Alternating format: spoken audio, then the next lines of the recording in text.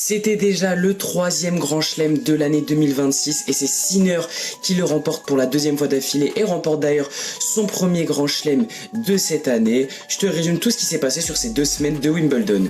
Et commençons comme d'habitude par les Français et ça a été une catastrophe, aucun Français en 8e de finale. Le Français qui allait le plus loin, c'est Arthur Rinderknecht qui s'est fait sortir en 4-7 face à Novak Djokovic. Tandis que pour Arthur Fils qui faisait son retour enfin après quasiment un mois de blessure, l'aventure a bien commencé avec une victoire 3-0 au premier tour.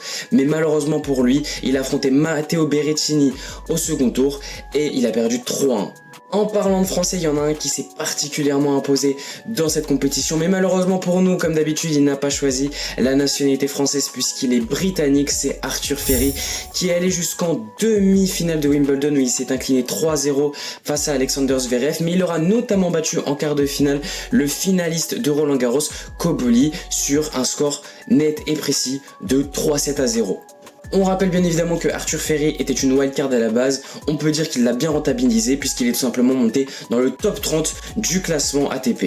En parlant de demi-finaliste, il a encore prouvé sur ce tournoi, c'est Novak Djokovic. Il est allé jusqu'en demi-finale, un parcours plutôt tranquille jusqu'en quart où il aura galéré contre Félix Auger-Aliassime qui l'aura emmené en 5-7 mais c'est passé pour le Serbe.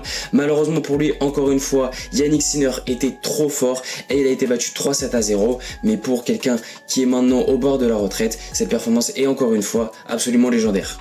Finissons ce résumé en parlant bien évidemment des 2 finalistes et commençons par le perdant, Alexander Zverev, qui a produit un tournoi extrêmement solide, je l'ai dit, déjà il a battu Arthur Ferry en demi-finale 3-0, il est aussi venu facilement à bout de Fritz en produisant un match absolument sublime en quart de finale 3-7-0, malheureusement pour lui Jannik Sinner était encore une fois tout simplement trop fort pour lui, même si à noter l'Allemand a quand même pris 1-7 face à l'Italien qui s'impose du coup pour la 2e fois d'affilée sur ce Wimbledon après sa victoire l'année dernière face à Carlos Alcaraz en 4-7, cette fois-ci c'est encore 4-7 pour l'Italien qui remporte son 5e Grand Chelem en carrière et surtout le premier de cette année, lui qui avait perdu en demi-finale à l'Open d'Australie et aussi dès le 2e tour à Roland Garros.